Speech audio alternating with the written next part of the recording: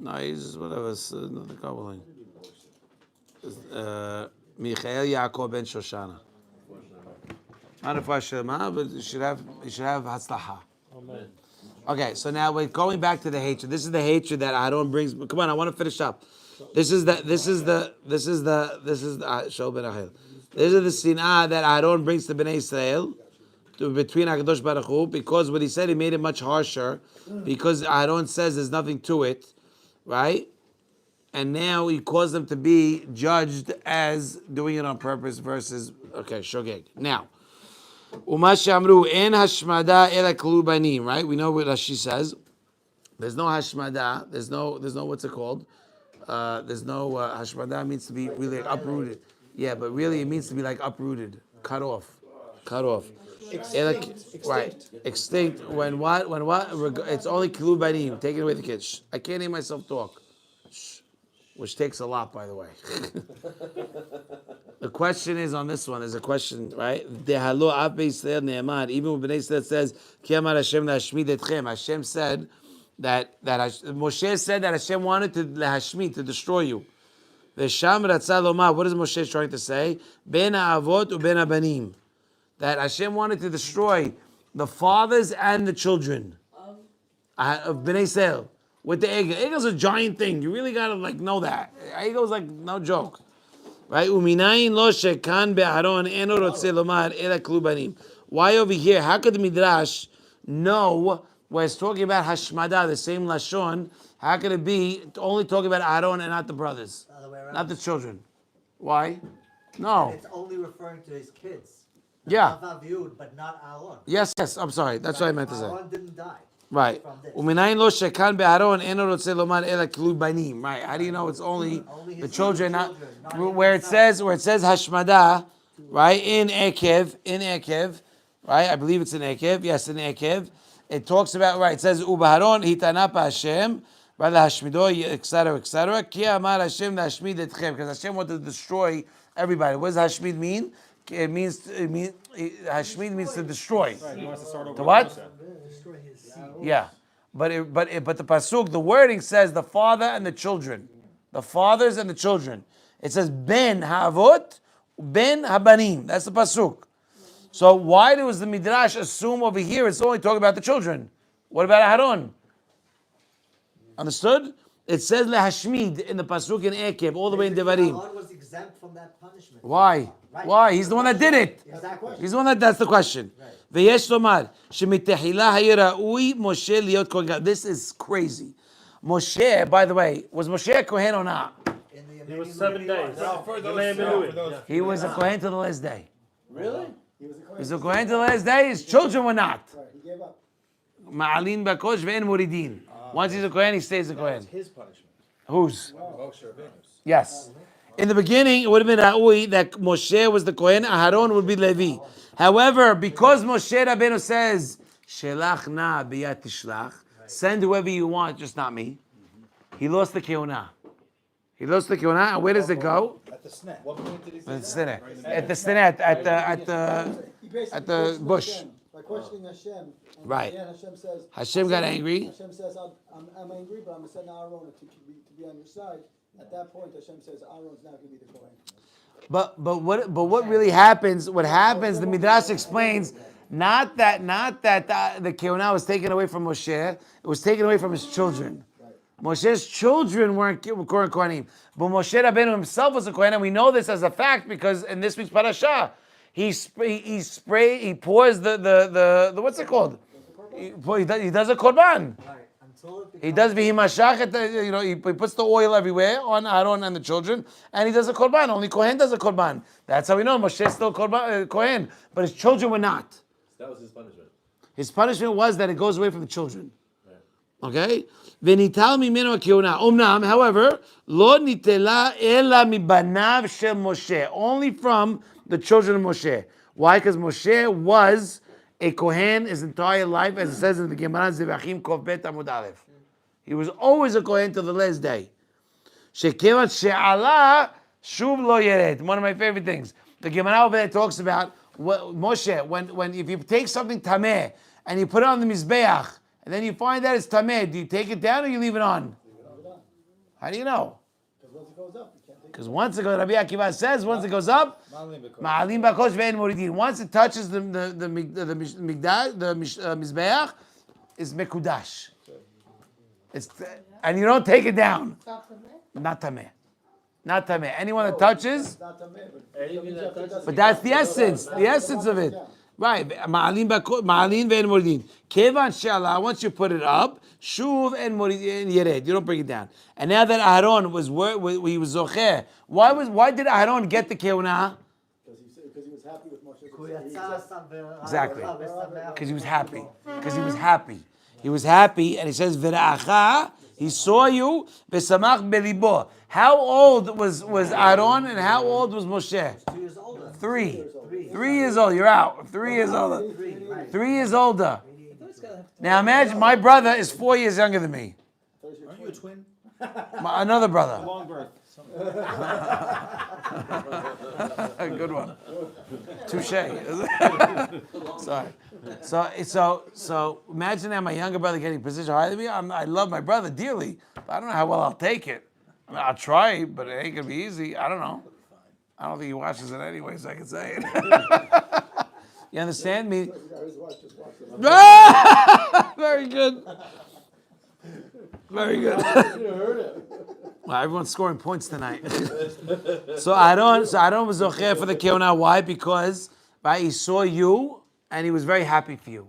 So because he was happy for you, he was ra'ui for the keuna. Beautiful, right? And he was only. What else was he zocher? To have the hoshen placed on his heart. Hoshen has shem mefurash. That's put in the urim v'tumim, and that's how it worked. Urim v'tumim didn't work. It only worked because he had the shem mefurash in it. Urim v'tumim was on the shoulders? No, it was here. Right. It was had all the Folded pocket. right. Had the Avnei Shoham that had all the names, the tribes. Thank you, the Shevatim. Okay. So, by the way, can I go off on a tangent for a second or no? No. You can. We can. Go. Do your thing. It says in Shema Gedulim. That Rashi. No, not in Shema Gedulim. Yeah, he writes Shema Gedulim was Hida. The Hida was had a plague during his generation, during his time. And what would they do? They made everybody, guess what? Quarantine. Okay. What happened? The Hida, okay, was Maran Hida, we call him. We live in a quarantine age. It was a quarantine, like COVID. What did he do when he was in quarantine? He wrote a book called Shema Gedulim, which I have, I think, 2 copies of. Shema Gedulim. And what did he do? He wrote all the big rabbis from A to Z. Zera Shimshon is in there. And he writes something very, very beautiful about Zera Shimshon. Okay? And I'll tell you, when I first got Shema Gedulim, I'm flipping through it, and then like the page stuck on Zion. I opened it, Zera Shimshon. What, before you do Zera Shimshon? No, after I do Zera. But then I ran to my wife and I scream and I show it. I go, do not tell me that Zera Shimshon is not with us. Do not tell me that, because I'm telling you he is. What'd you say, huh? Okay. So anyway, so what does he say about Rashi? What does she say? What does the Hida write about Rashi? No. He brings about the Arizal student, Rabbi Haim Vital, writes, right. No, well, Rabbi Haim Vital wrote everything. Arizal didn't write anything. All the books that we have now is because of Rabbi Haim Vital, who couldn't remember everything.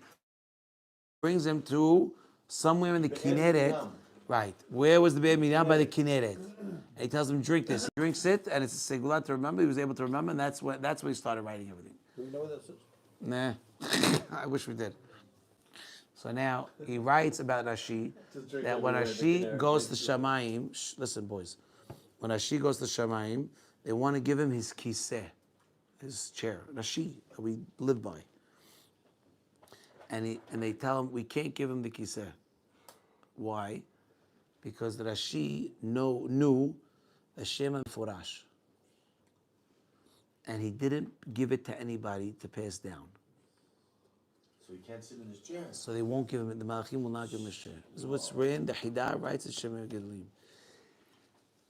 They tell him, so he tells them, there was no one in my generation that's Zocher to have the Shem Mefurash, worthy to have Shem Mefurash.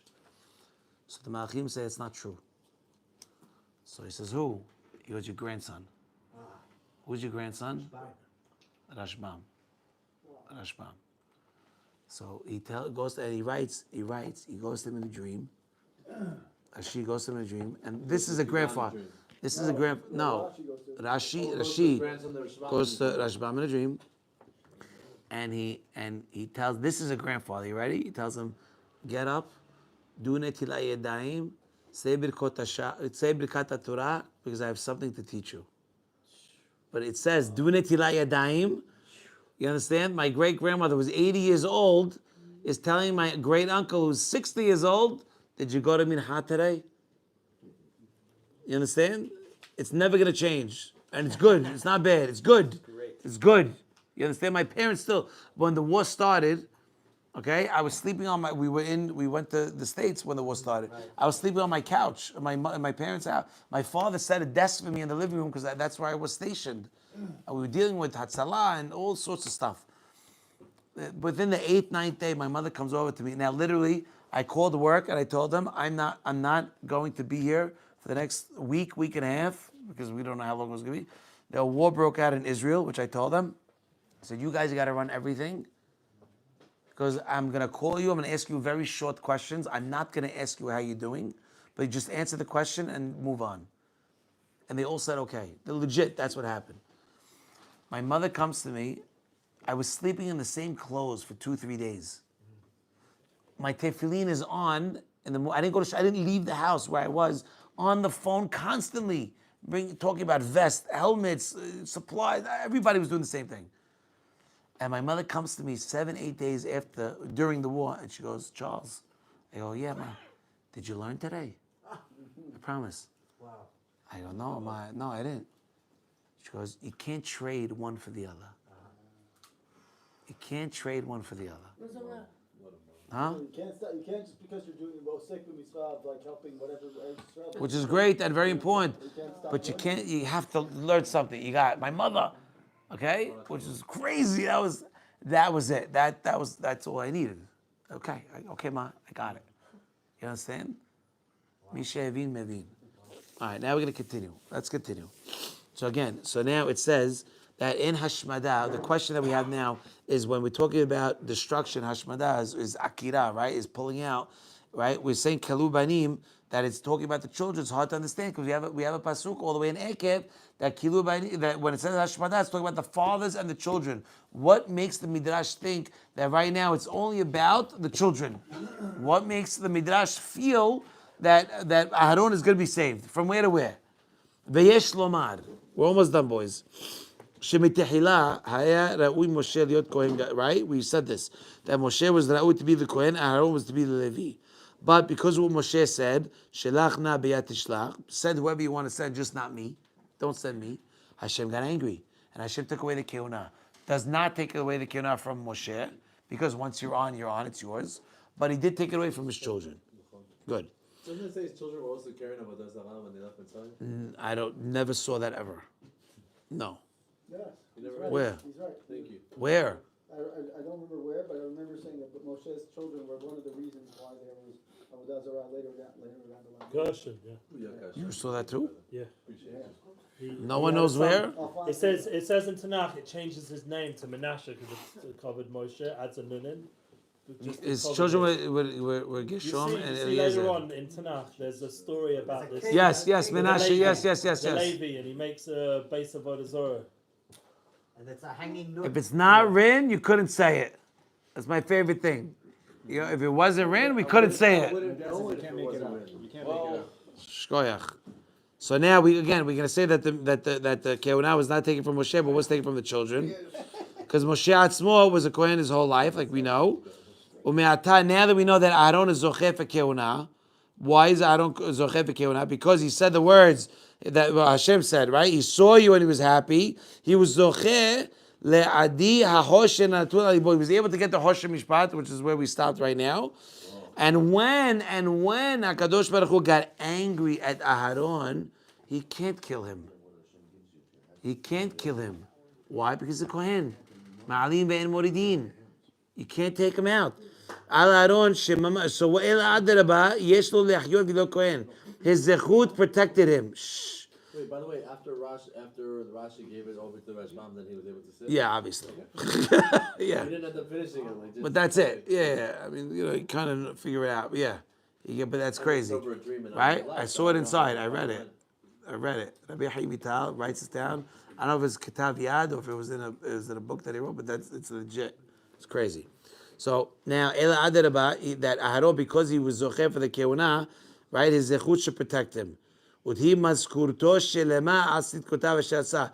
Udhi Maskurto, who knows where that's from? Aseret Monim. That's Yaakov and Lavan and Yaakov and Lavan. Give me further on. What? Ruth. Right. Udhi Maskurtech Shelema. But it's not the same. I know, but Udhi Maskurto, it's a reference to Ruth. It's Udhi Maskurto. You know what the pasuk is? I'll tell you because I have it on auto. What's it called? Look, I'll show you something cool. Yeshalem Adonai Paolech Uti Maskutech Shelema Me'im Adonai Elohei Yisrael Asher Bat Lehasot Tad Kenafav. Right, which means what? That Naomi is telling. Right, Naomi is telling Ruth, go, let God repay you for everything He did. You're so good to me that Hashem should pay everything for you. So over here, uti maskurto, just because it's male and not female, because it would be maskurtech, like the pasuk is in Ruth. Uti maskurto shelema, right? On what? On the sitkut that he did, which was what? That he was happy for his younger brother that he got the position. And also, not only that, we know what it says. Kevan she'ala shu lo yered. Like Moshe, he got up, he shouldn't go down. Olim lo yoredim, right? Like Moshe did something wrong, it was just cut off from his children. But Aharon also. Velo yoredin. Regarding the Gemara Zevachim. Ma'alim ba'kodesh ve'en moridin. That's a different concept, but it's pretty much the same thing. But the children, you understand? Moshe got the keuna. He did something wrong. What happened? The keuna was taken from the children.